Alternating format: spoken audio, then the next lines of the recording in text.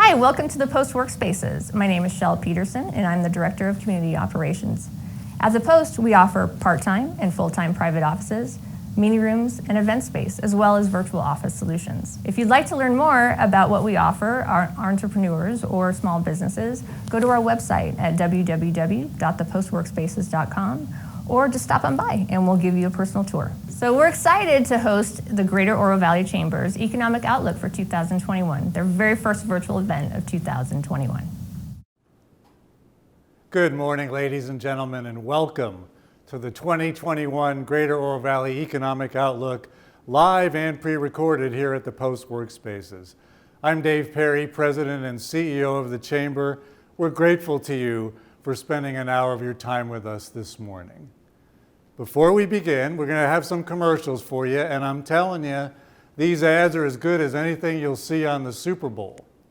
To show our gratitude and to give you a little fun, at the end of today's program, email your favorite commercial to Kristen Sharp.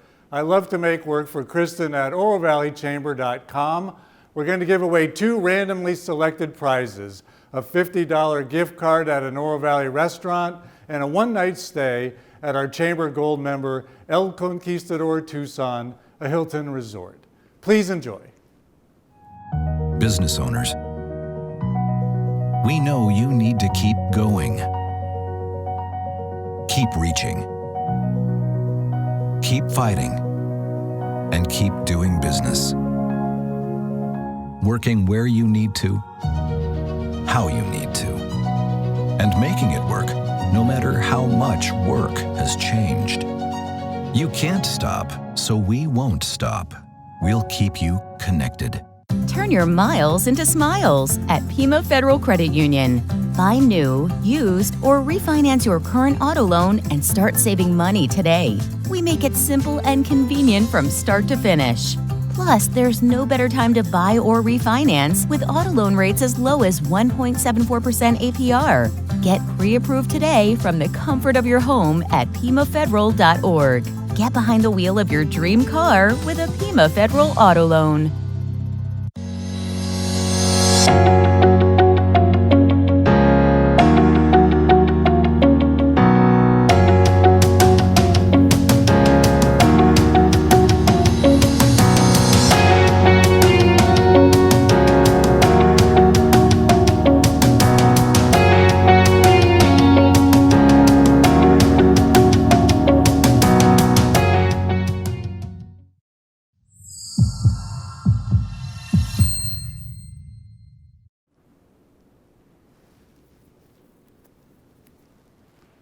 Hard to believe, but it's been nearly 1 year since the pandemic struck America and we began wearing these. I'm wearing a Casa de la Luz mask today in honor of our friend Lynette Jaramillo, a true leader and community supporter whom we lost recently. By the way, thanks for wearing a mask. Among the so many things we've learned in this pandemic, one of them is that if we do the right thing now, we can get through this moment more quickly. By the way, further, we are physically distanced here at the Post. I'm comfortable speaking to you without a mask today. The pandemic's health and death costs have been terrible. Our hearts and thoughts go out to the hundreds of thousands of people who've lost loved ones or had the disease in their families. At the same time, we express our continued gratitude to healthcare workers and the so many other people who are keeping us well and safe in this moment. The pandemic's economic impacts have been mixed, candidly. Some businesses and industries have thrived, but so many others have been terribly affected by this. I think about the small business people, the restaurants, the spas, the gyms, the salons, the retailers, all of whom have had, some of them even closed for a period of time, all of them struggling through this moment that we've never seen before. We encourage your continued support of our friends and neighbors doing business at an unprecedented time. There's too much in our economy to talk about in an hour's program. We've selected some important stories to tell and people to feature for you today. Before we do so, please turn your attention to the link, the line of text rather, at the link below the link that you're watching today. It reads, "Click here for the event program." That document is in the software FlipSnack. Kristen has done a great job putting it together, and it can help guide you through today's comments. So go ahead, click there. Now, I know what it might be like to be a teacher in this virtual moment, and you know what it's like to be a student in this virtual moment. And I don't know how students and all you kids out there watching have done it, but we're grateful to you for your efforts. The housing industry is a real big driver in the greater Tucson economy. We have not seen a moment like this in housing, so we're asking some questions. Our guest is Randy Rogers, the Chief Executive Officer of the Tucson Association of REALTORS. Randy's going to shed some light for us. Ladies and gentlemen, Randy Rogers. Randy, great to see you again, first of all, and thank you for doing this. Randy, let's start by characterizing what you and the TAR are seeing in the marketplace, particularly in regard to residential real estate. You know, it goes without saying that we're in southern Arizona and the real estate market is hot. Mm-hmm. I mean, not to throw out a cliche out there, but it is pretty amazing what's going on right now. And we judge it in a couple different ways, and I think it's easiest to look at it in terms of price as well as days on market. Those are two easy things to pull out. So if I look at average price or median price on homes, I mean, it is $70,000 higher than it was a year ago on median or average price on homes over the course of all of the southern Arizona, Tucson, southern Arizona market. Days on market, the other one, we're at 25 days on market. That's just unheard of. So that's less than 1 month. You put your house up and it's gone. And that's down from 41 days a year ago this same time, January a year ago. So it is, like I say, to say it's hot is almost an understatement. Have we seen something like this before in your memory? It is, and I've talked to a lot of people about this, and you know, the industry is cyclical, right? I mean, there is a lot that comes up and down, but nothing to this degree where it has been this tight on inventory, this tight on a seller's market, and the things that are happening out there right now. Randy, we think we know what's happening in the market. We look at interest rates, we look at inventory, we live in a great place, a desirable community for people to live, and our home prices as a metropolitan area are really quite reasonable in comparison with other cities in the West. Are those the things that are driving this, or are there other things that are going on? Yeah, it's a really good question because those things are all true, right? And each one of those does contribute a factor to making this home market, residential home market, an incredible place to be. But I think the one factor that is probably striking more than any other is the low inventory. You know, everything you stated contributes to it, right? But when you don't have inventory, you don't have houses for people to buy, there's not much you can do. Our partners at Saba are trying to build houses as fast as they possibly can, but I think you look at so many of the impact of what low interest rates has done. It's enabled people to buy houses that maybe before couldn't afford the houses.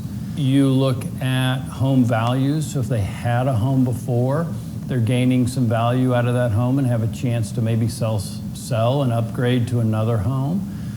Certainly, we've talked about this 2 years ago. We continue. I remember making the comment to you a couple years ago that the polar vortex is our friend. Sure. And what did we just see over the last few weeks in all of the country except for this tiny little sliver down here? So if I'm sitting at negative 25 degrees in Minnesota or Chicago or wherever, boy, this looks really appealing right now. Sure it does. What's the effect of the pandemic, Randy? We know that people have been working at home. Maybe they want more space at home. Is that a driving factor in what we're seeing in our own market? Yeah, so I think the pandemic has caused a couple things, Dave. I think that one, those individuals who were maybe just thinking about moving, hey, we're gonna put this on our agenda. Let's talk about this and maybe we'll make this move. They might be staying put. They might decide, wait a minute, we don't know what's gonna go on right now, we're gonna stay put. Those that do move end up selling very quickly, and that causes sort of a ripple effect of where are they going? They get a little higher price. Do they know where they're going? Because we talked about the inventory in the pandemic, you've got to have a place to go. So I think that's something that the pandemic has caused. Do I want to go look at other houses? Do I want to get out there and see what else is? Do I want to move to a high-rise rental or even a low-rise rental? Is that an option for me right now? No, I'd like to stay put. So I think all those things are really contributing to what's happening there. None of us has a crystal ball, Randy, but what do you see in 6 months, a year, 2 years in our market here? So I think in the next 3-6 months, we probably won't see a lot of change. All the national economists are saying that the interest rates are going to remain low. So we will see kind of the same as we're seeing now. Builders, they can't build fast enough to increase our inventory that dramatically in 6 months. I think the pandemic will start, and I've read several articles that we'll start to see some easing of some of the restrictions as we get to summer, as we get more people vaccinated, as we get to another level within the pandemic. And I think that we'll see some of the people that were thinking about moving really maybe taking that opportunity to move. Of course, school systems have changed that, so that always opens up a new area for people when we start thinking about families moving. As the jobs start coming back, we'll start to see that. So I think 3 to 6 months, not a lot of change. A year to 2 years, I think we'll get back to some normalcy, whatever that looks like. I know we use that word a lot now, but what is normal? And I think we'll see some more normal house buying. Economists say interest rates on a national level won't rise that dramatically in the next 2 years. There are predictions anyway, unless there's some major economic or world event that happens. We should be relatively the same spot. If I own a house, what should I be doing, if anything? Obviously, that's a personal question for you of what should you be doing. Do you have to move? Are you ready to move? Are you willing to move quickly? Do you want to go into a rental in between because you can't find your next house? I think if you currently own a house and you're thinking about moving, it's a great time to sell. It's a great time to sell. But I think it really goes back to where are you in a life cycle? You're thinking about retiring and downsizing, be prepared. There may not be something out there right now. You're willing to spend a year traveling around the country in an Airstream? Go for it. Put your house in the market. It's a great time to do it. Let's flip to the other side of the market. It's the buyer. Yes. If I'm thinking about buying a home in this market, what should I do? First, be prepared. Be prepared to be pre-qualified. What can you afford? What can you afford over and above maybe your asking price? And I say that because the anecdotal stories we're hearing out there is that if you are putting an offer on a house, good chance it's going to be at list price or above, sometimes several $1,000s above list price. Also, you have to be ready to accept that offer, maybe as is, maybe without concessions, maybe some of the things that you would like to ask for. Oh, I'd like them to upgrade the kitchen or the appliances or tear out all the carpeting.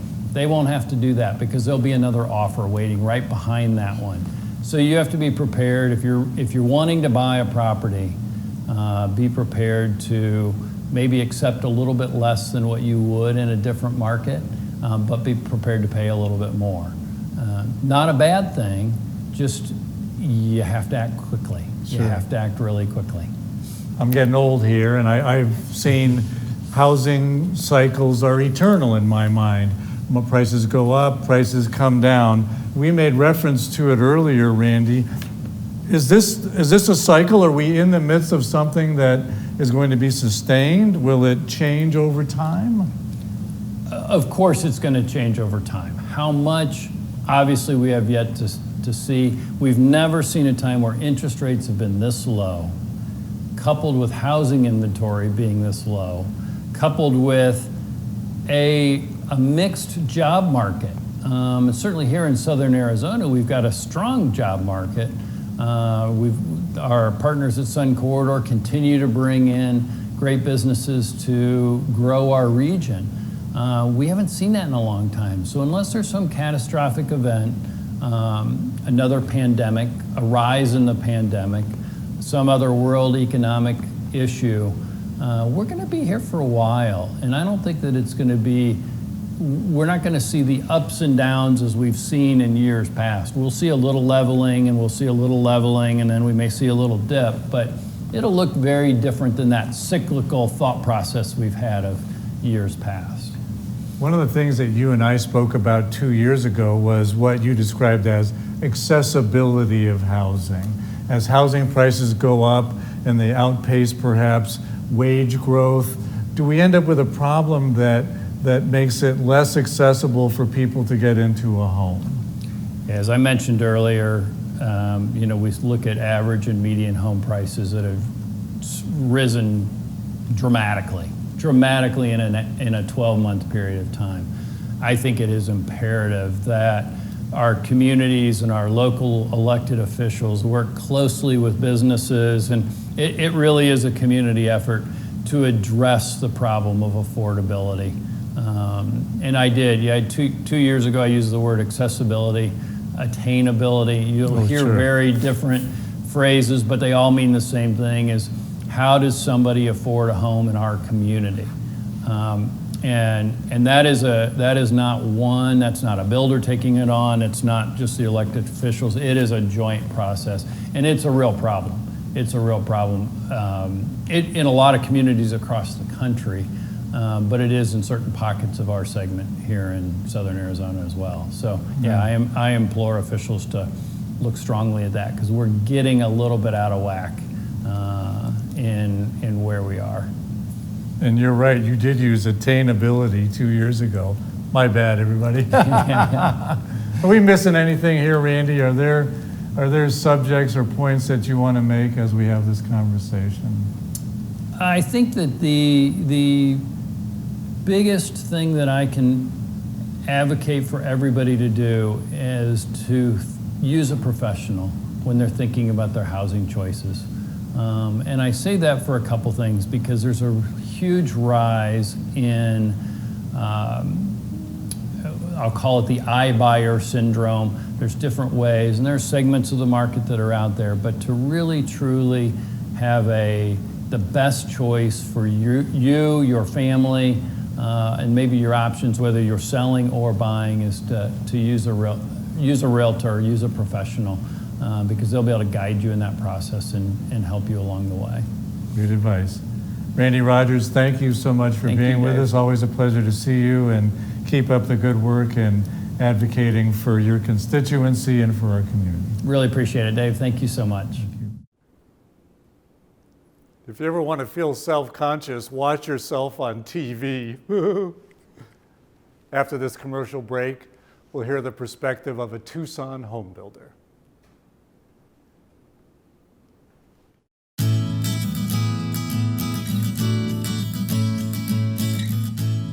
Thank you to today's sponsors. Our host for today's event is the Post Workspaces. Our supporting sponsors are Acacia IT, Arizona Daily Star, Tucson.com, Cox Communications, El Conquistador Tucson, a Hilton resort. HSL Properties, Hughes Federal Credit Union, Meritage Homes, Northwest Healthcare, FEMA Federal Credit Union, Quail Park of Oro Valley, Roche Tissue Diagnostics, State Farm Windy Wise, Tucson Association of REALTORS, Tucson Local Media, and Vantage West Credit Union.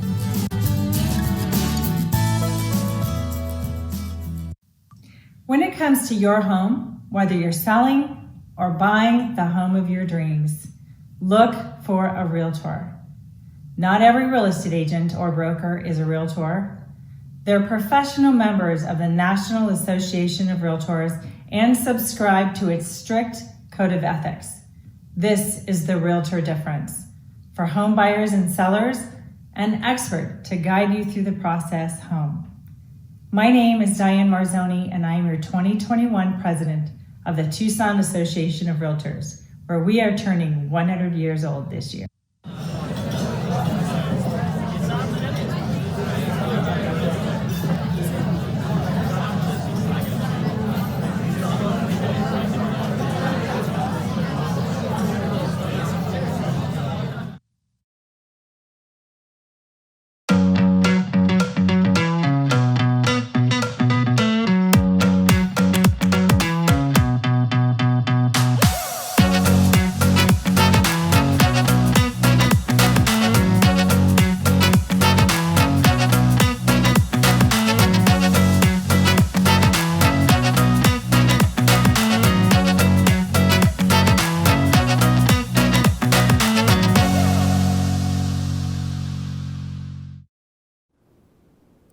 Predictably, as the real estate market is red hot, home builders are working diligently to bring more product to the market. Here's a fact for you.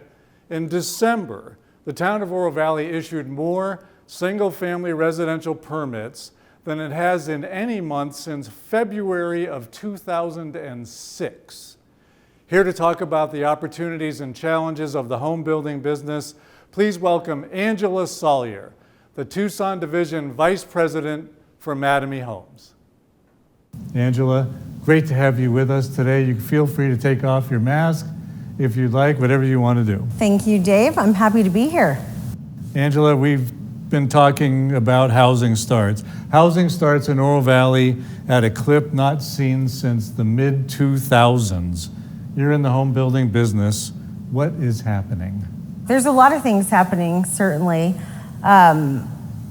We're experiencing activity, like you said, that we haven't seen before, which is quite a blessing and a surprise coming out of kind of the COVID scare that we experienced almost a year ago. Certainly there was speculation that it was going to turn out much different than it has. So that's certainly positive. It's all positive. There's just been a lot of challenges that have come along with kind of the increased activity, coupled with, half work remote, half work from home. There's all these different variables of workspaces today that complicate our business a little bit just because there's so many different entities that we rely on. We're really trying to work with the different partnerships, our vendor partners, our government partners, land sellers, kind of everybody to try to bring the consumer ultimately the product that they want. Sure. We think we know the drivers of the current market, but are there other things going on that you see? Have we identified those correctly, and is there more going on than that? I think Tucson is one of these cities that's really going to find a little bit more robust activity than we would have if we didn't experience a pandemic. Tucson is it's a gorgeous place to live, and didn't get quite enough attention as Phoenix has, and Phoenix is this big metropolitan area, but people aren't looking for that anymore. There's kind of this shift in dynamic of what the ideal environment and home look like to people. So we've had a ton of sales experience lately with buyers that are coming out of metropolitan areas. They want to go be a little bit more, find a less dense population, right? Be able to afford more home which at this point we still offer here in Tucson. And there's been job growth here in Tucson too, which has offered additional opportunity. And then, certainly there's a lot of companies that are going work remote, work from home, so that opens up flexibility for living locations. Yeah, let's talk about the effects of the pandemic. You see more people working at home. It may change their lifestyle preferences. It may change what they want in a house. How is the pandemic affecting your company and your industry? I would say early on, I think like everybody, it was somewhat jarring. And so we had to figure out very quickly how to be nimble and agile and conform our business to what the public wanted. For us, it was intense. We had to take into consideration how our consumers wanted to view our homes, give them additional ways to view their homes. Pretty typically, home builders are depending on their models. Those are our stores. That's how we sell homes. But we had to say, how do we get them in our stores? How do we get them to see our stores without coming and walking our stores? So, you had to get very, very agile quickly, created virtual options. There's a lot of different software systems and platforms out there that you can use, and we implemented self-guided tours of homes so somebody could dedicate a time to have zero personal contact with anybody, but go get a personal lock code and get into a home, get out of a home. So we really had to be conscious of the consumer, and we certainly had to be, and I think I can speak for Mattamy, our company took priority in the safety of our employees and all of our partners. And so we implemented very strict rules about operating safely within the workspace. Are these long-term changes, do you think, in the way you will do business moving forward? Yeah, I think so. I think most organizations would say that. Home building is extremely complex and involves so many different people that I don't know that there's going to be a huge evolution. I can say that I think it's proven that we're smarter and stronger than we thought, and there is always opportunity to grow. I think this industry has got somewhat stagnant in how they operate, and it's like, well, that's how we've always done it, so this is how we're going to do it, and that just doesn't need to be the case anymore. Sure. We talked before we went on to our recording today about some of the impediments of doing business, of building homes right now. We talked about labor, we talked about materials, time to approval for permissions. Let's expound upon some of those. What are you facing in terms of labor challenges, materials challenges? Those have been challenges. So I would say labor specifically was a challenge even prior to COVID, and it certainly has become even more of a challenge today. Because of the pandemic, you have a crew on site, and if one person is carrying the virus and doesn't know, within a week, you could be out a crew or two of people that have been working together, which completely throws off the production of many homes. And then by domino effect, affects all of the hundreds of trades that are coming after them. So it's had a very big impact, significant impact. I would say material is the same. We're still kind of feeling the effects of manufacturing plants closing down or working at half capacity. Appliances are extremely hard to get today. Flooring material, you name it, and it's becoming more of a challenge. Does it take longer then to build a house in the pandemic than it did before? Yes. By how much? Well, that depends on the day. Sure. It really, and we can't forecast quite as well as we could because there's just unforeseen challenges that are coming our way. I would say if I had to, without hard numbers, say probably 30 to 60 days is the build time extension, but there's also additional start time extensions. We just can't move to get a start as quickly as we could before due to backlog in the municipalities, workforce. We don't have the labor to get as many starts in the ground, so there's... And we talked about that a little bit. You need permissions from governments to do your work, and that process has been affected in some way. Is that right? Yes. Slower? Yes. Some are better than others. Sure. So we don't want to put everybody in the same boat, but yes, it's definitely had an impact. How do you look ahead? What do you see a year, 2 years even? Can you look that far? I think that the indicators, and many will say the same, suggest that we're going to continue to have a strong market, right?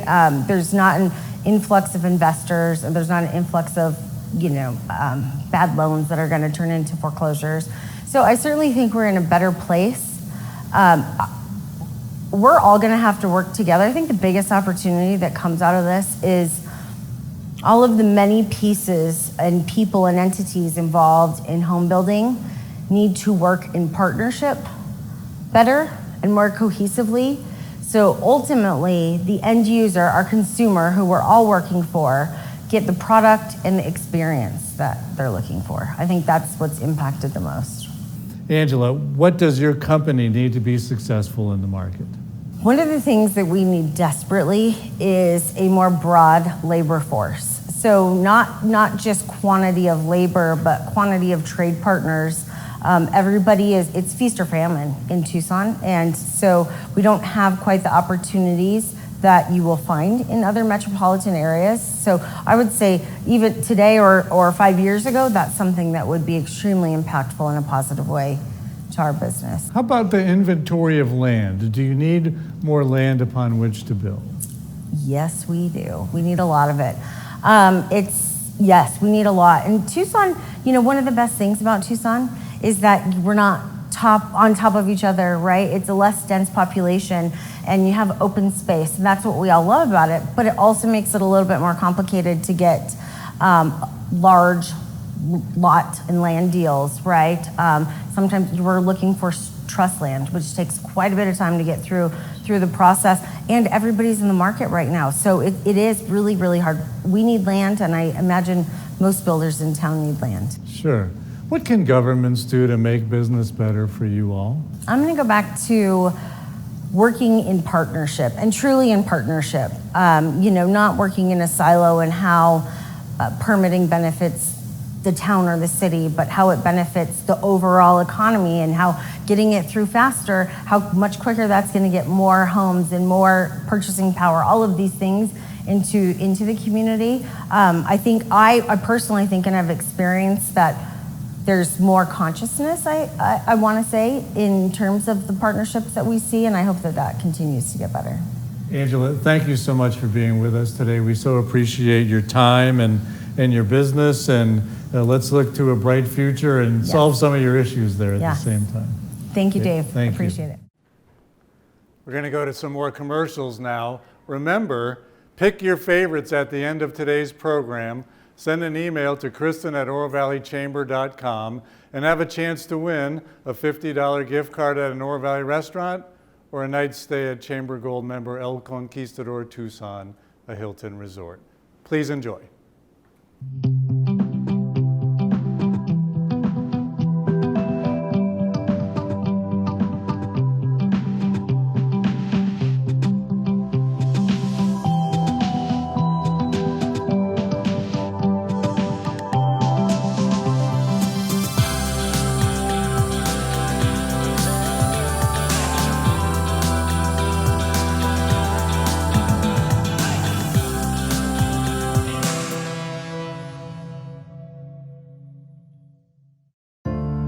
Lately, we've all faced difficult choices.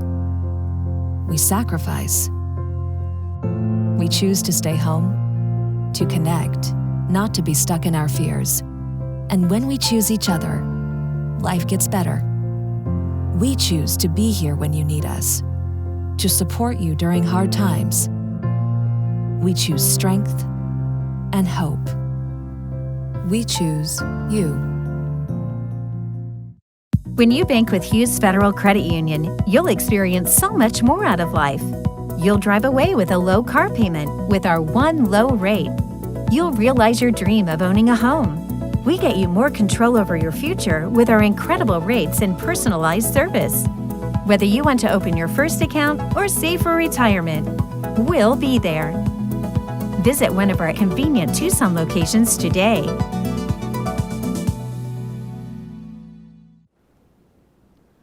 In January, Paul Melcher came from Yuma County to become Oro Valley's new Community and Economic Development Director, succeeding the retired J.J. Johnston. Barely 2 months into his job, we sat here last week with Paul to talk about what he sees, what he's learned, and what he sees in the future. Ladies and gentlemen, please enjoy this introduction to Paul Melcher. Paul, welcome. It's great to have you here. You've been on the job 2 months, less than 2 months, I believe. What have you learned, and what's your single greatest takeaway thus far? It's how invested the residents are in the community related to its success. Overall, you can see it beginning with the town council and the passage with the comprehensive economic development strategy. The town's approximately 1.5 to 2 years into the implementation of that, which really creates the foundation for further success as we look for primary job creation. You can also see that in the town employees. It's been amazing to me to see how invested the town employees are in the success of the community, but that also extends to our partners. When you look at the chamber and our other partners that we have in the community that really help support that primary job creation, everybody really wants the community to succeed. There's a plan, and we're following through with it. Yeah, we pride ourselves on being a community of excellence, and that always, of course, translates into how we develop and grow our community. Paul, what priorities have emerged? Do you focus on the creation of employment, the strengthening of retail, the development of housing choices, all of the above in any order? So Dave, I think it is all of the above, but what we've done specifically with economic development is created a 30, 60, 90-day strategy. In terms of our 30-day strategies, we really wanted to focus on the continuing support of businesses through the pandemic with OV safe steps in the town, and also with our most recent grants for hardship cases. We wanted to make sure that those elements were still in place as the business community continues to deal with those negative impacts from the pandemic. In terms of our 60-day priorities, we really wanted to get back and focus on what we can do to promote business retention, expansion, and recruitment. That means going back to look at our incentives to make sure that all the businesses know what our incentives are. And then on the 90-day program, we know that we have current information that we've been using for recruitment. We've established some partnerships. What I really want to do in terms of the 90-day focus is coalesce those partnerships, make sure that we're all on the same page with the same information, and to develop strategies that we can use for business recruitment. You know, and you talk about OV Safe Steps. Our chamber's been humbled and proud, honestly, to help with the town. And I think Oro Valley's done a commendable job in outreach and a real commitment of resources to try to help people get through this rough moment. Paul, it's always great to hear the views of an outsider who comes into our community and takes a look at it and studies it, examines it. So I'm asking, what do you see as Oro Valley's greatest assets as we attempt to grow our economy? Dave, I really look at the community's focus on quality of life as its greatest asset. When we look at it overall in the various segments, you've got great people who are really vested in the community's success, but you also have what they've created in terms of the quality of life, very safe, very clean community that really focuses on experiences and destinations. They don't just look at it as come to Oro Valley to dine or to shop. It's really come to Oro Valley for all the experiences, for outdoors, trails, hiking, whatever brings you here, but just to really enjoy the experience of what it's like to be here in Oro Valley. And you know, I've lived in the community now 13 years and love Oro Valley, and I see it as kind of a gem, honestly. We've got a diverse economy, a beautiful place. We're clean, we're safe, we're well constructed. Really, you've got some assets in place that can help you to grow our community, I think. Well, and Dave, I would say in terms of the business assets, when you look at it overall, the community has some established clusters that we can begin for primary job recruitment. So you look at our bioscience, biotech, biomed, then also we have aerospace. So you look at those two economic employers already that we can use as a foundation from which to build further and establish additional job recruitment or business expansion opportunities. The things I'm excited about, Paul, we've got a great bioscience company in Roche Tissue Diagnostics. We've got the incubator, which is now open in Oro Valley's Innovation Park. And we've got the vet school from the U of A. And my standard line is, those three places are about 6 miles apart, and nothing bad is going to result from that juxtaposition. Paul, every community has its challenges. What are Oro Valley's greatest challenges in terms of economic development? So Dave, I see it as the community approaches build out. It's going to be the premium placed on the availability of land, both for economic and commercial development, but also for housing. Paul, we always want to be of service, and I think the community, as you point out, the community wants to help you be successful. So what is it that you need from the business community, and what do you need from the public? Well, from the business community, I think it's just to continue to be engaged as we've redeveloped the partnerships in response to COVID. We, as the town and as the chamber, Dave, as you well know, we've done that specific outreach to the businesses to make sure that we understand what their needs are in addressing pandemic-related downturns in the economy. As the community comes out of the pandemic, we want to ensure that the town understands what it can do to support businesses as they recover. And Paul, as a follow-up to that, what do you need from the community, the people of Oro Valley? Dave, there are a couple key items as I see it. First is we really want the community to stay engaged. They've been great partners in terms of planning and implementing strategies for economic development. The second thing is continue to locally support the community. That's Dine OV, that's all the other things about shopping local, just to make that emphasis on supporting the community in terms of its retail and commercial. Paul, frequently at the chamber, we're told that Oro Valley needs more retail opportunities, and we know what the challenge is, not only with the Amazon effect, but also with the pandemic. We're also told that Oro Valley needs more restaurant opportunities. How do we get those things? The town is looking at this at a strategic level. We hope that post-pandemic we can undertake a retail assessment and marketing strategy plan so that we know what types of retail best fit and complement the existing opportunities that the town has. Thank you, and we all can get right behind that Dine OV and Shop OV. Paul Melcher, thank you so much for your time today. We wish you great success, and we'll do anything we can to help you out. Thank you, Dave. I really appreciate that.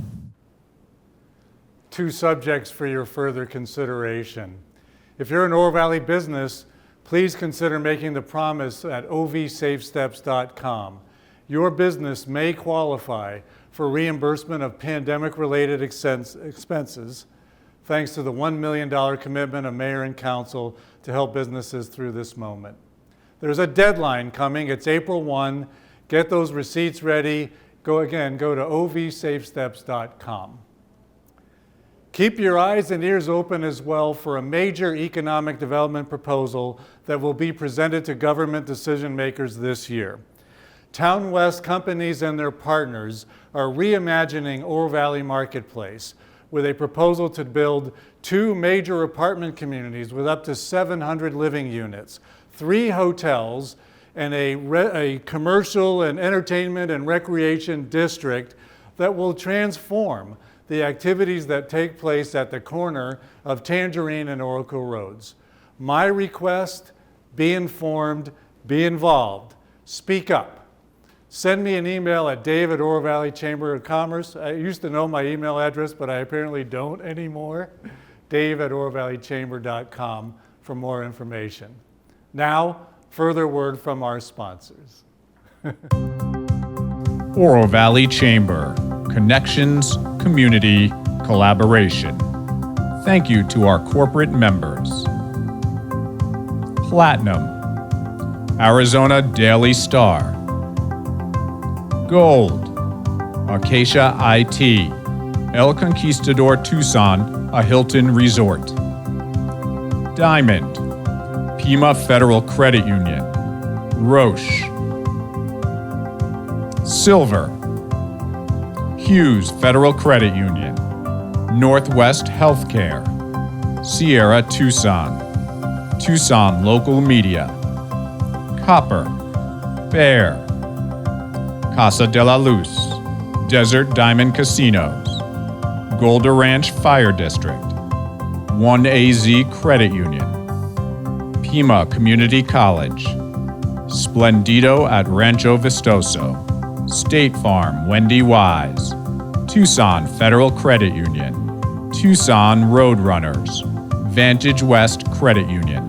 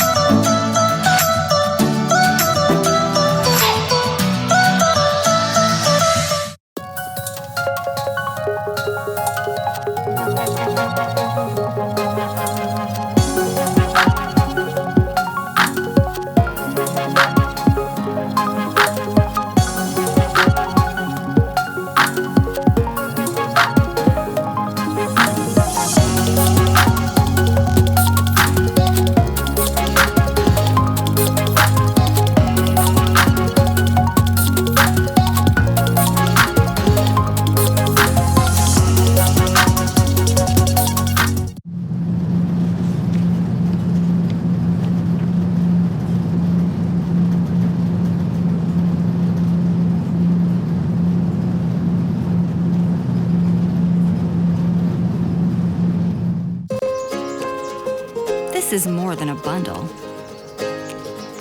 It's more than a combo deal. It's not just stuff. This is your home, your car. And you want to give them the protection they deserve with home and auto insurance. State Farm agents get it. It's why they're here. Talk to State Farm agent Wendy Wise today.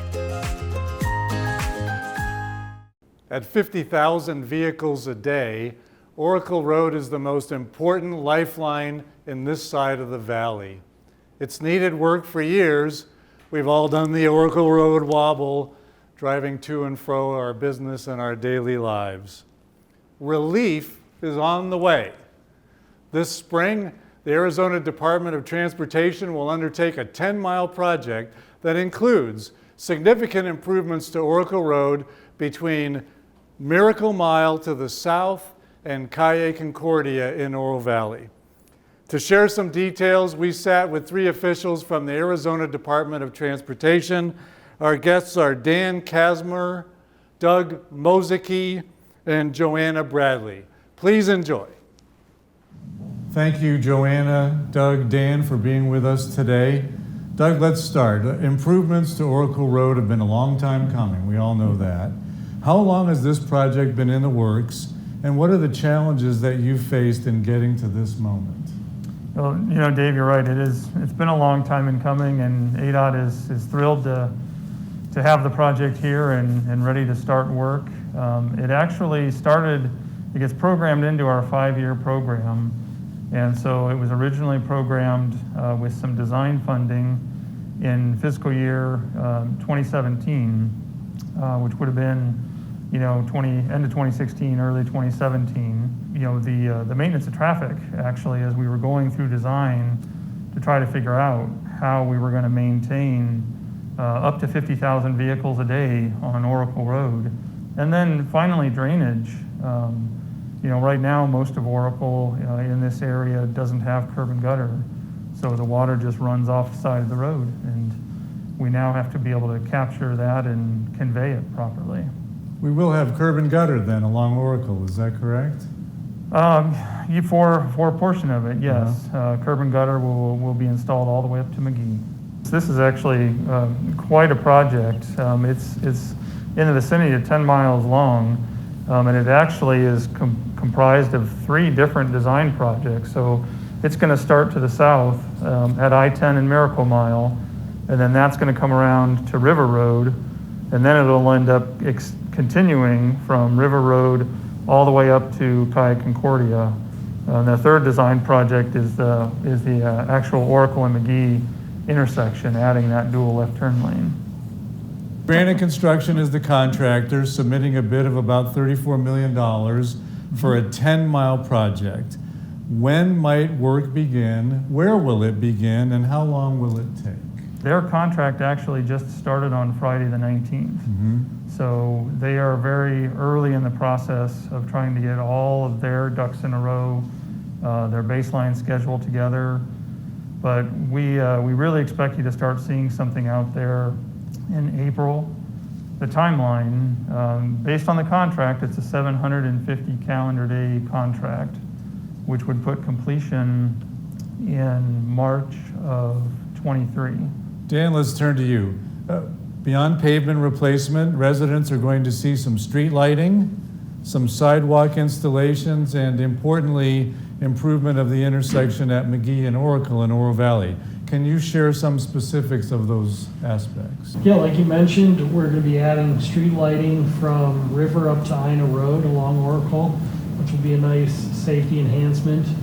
Additionally, we'll be adding, like was mentioned, curb gutter and sidewalk from River up to McGee, which should help with pedestrian safety and visibility and those type of things.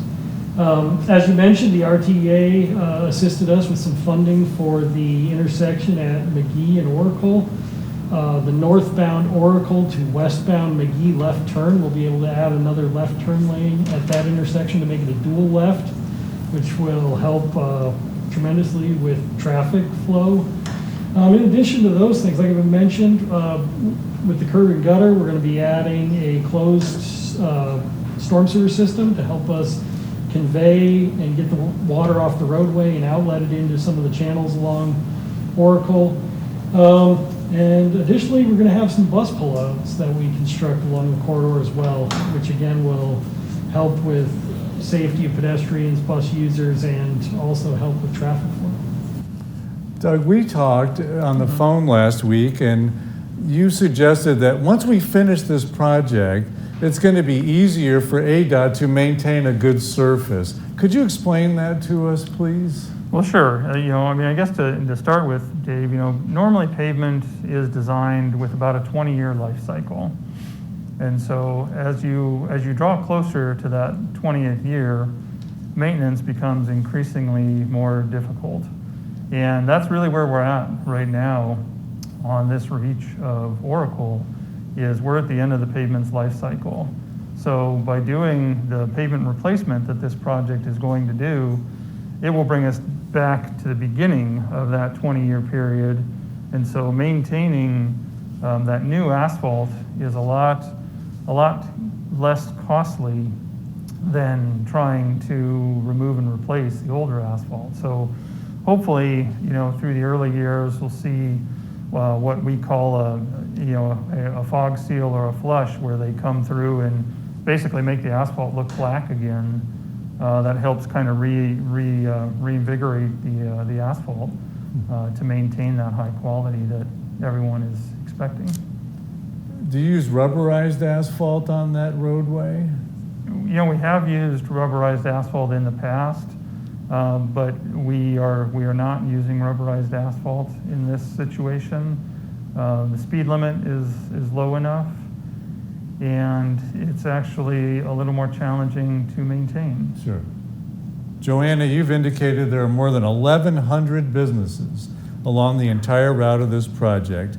How can those people get information and updates about the project, and what help might be available to them through the Regional Transportation Authority's Main Street program? So my biggest advice would be to go to azdot.gov. That's the ADOT website. On the top right corner in red, it says subscribe here. You can select subscribe here and then specify exactly where you want to receive updates from. So you can select SR 77 and you will get updates anytime that there are traffic restrictions. On the same website, you can go to projects and then hit South Central District, and you will see the SR 77 I-10 junction to Pi Concordia project page, and it's currently updated. And about the first week of April, we are mailing out 14,000 postcards. So you should have that in your mailbox if you are within 1/4 of a mile from the project corridor from the south end to the north end. And then one great benefit to businesses that will be impacted by construction, so right on the corridor, will be that they have the option to have some help from professional consultants from the RTA Main Street nonprofit program. So for instance, they will have help with social media, with marketing, with some financial advice if they need that. And so it's up to them whether they use that, but it is an option to them as well. Dan, we all know road construction is a disruptive activity. If we're patient, we get a great result, but how do we get through it? What would you all ask of motorists and businesses along this busy roadway during construction? Well, yeah, like you mentioned, we know there are going to be some growing pains with the project. We're going to attempt to do a lot of the work, especially the lane closures at nighttime, which should help with the traffic flow during the daytime.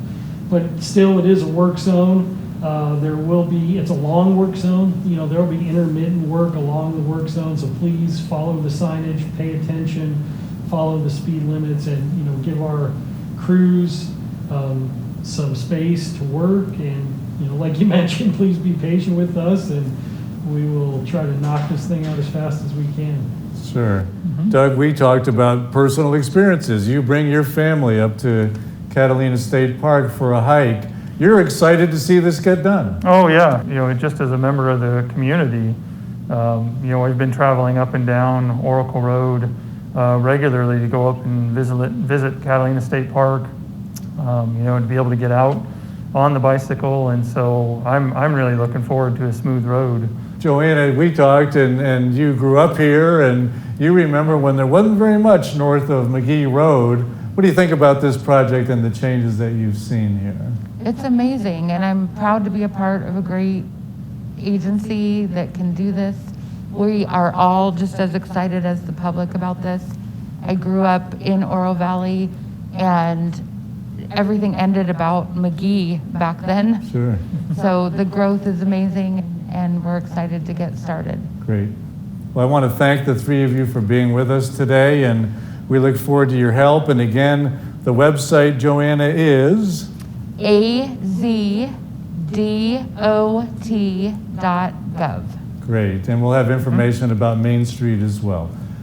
Joanna, Doug, Dan, thank you so much for being with us today. On the heels, and maybe even while it's happening, of the Oracle Road project, watch for further improvements from Calle Concordia north to Tangerine Road in Oro Valley.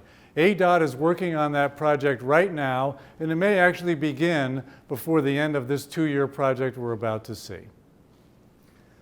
Ladies and gentlemen, we want to thank everyone who's been with us today. Our speakers have been terrific and accommodating. Our sponsors have been wonderful. I'm kicking my paper around.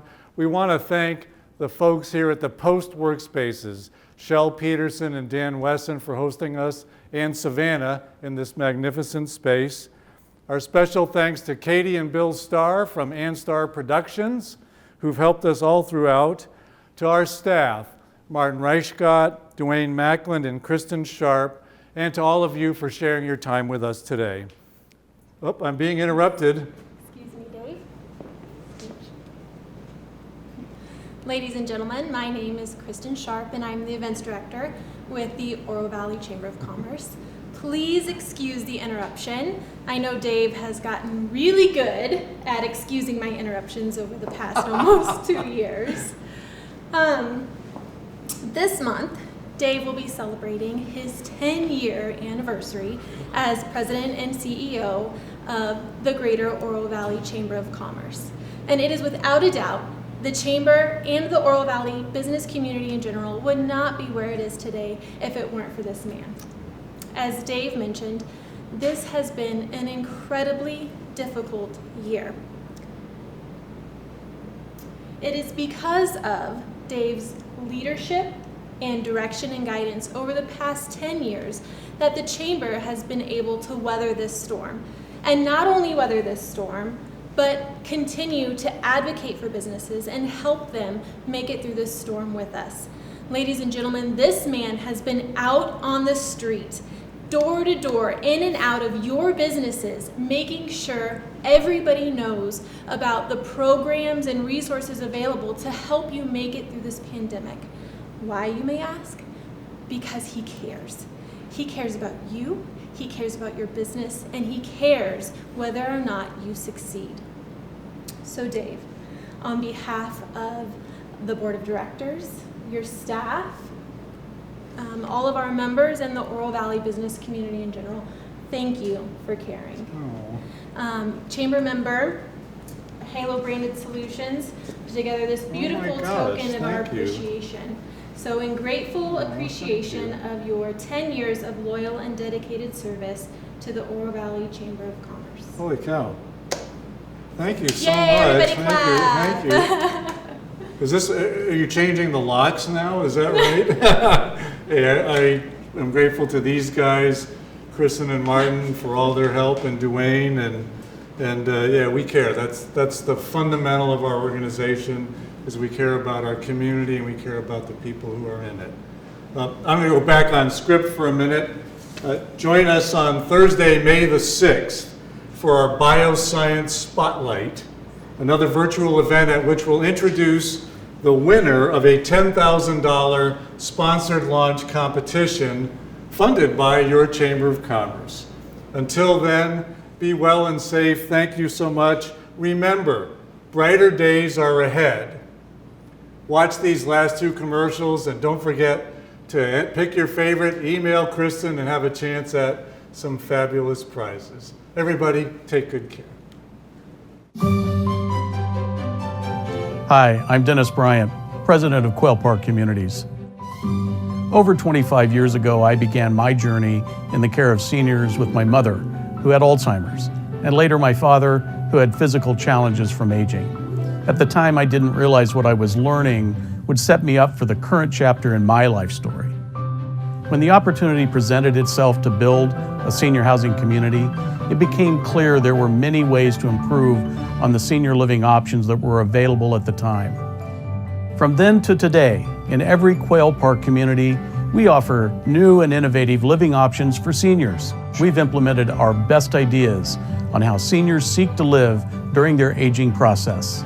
We provide active environments with an abundance of amenities at our residents' fingertips, with multiple options for signature, anytime dining, 24/7 care team, fitness center, bistro, movie theater, and much, much more. We also offer a variety of fun and meaningful life engagement activities. With creative care options, we help seniors live full, active, social lives, so they aren't held back by their physical limitations. Quail Park is the right choice for those seniors who don't see aging as inevitable, just merely the next great chapter of their lives. Visit us today to learn why Quail Park is the only place to be for brilliant senior living. As the sun rises over the Oro Valley and shines upon El Conquistador, a spectacular new day is born. A celebration of life begins again in the desert Southwest. The day is yours. Make of it what you wish. Today we ride. Today we play. Today we rest. We do not do things here in an ordinary way. We reach back to our culture and reach forward to the next generation to celebrate what makes this land so great. We want you to experience what makes us so proud. Our way of life, our traditions, our music, our art, our people. What makes us different? We are uniquely Southwest.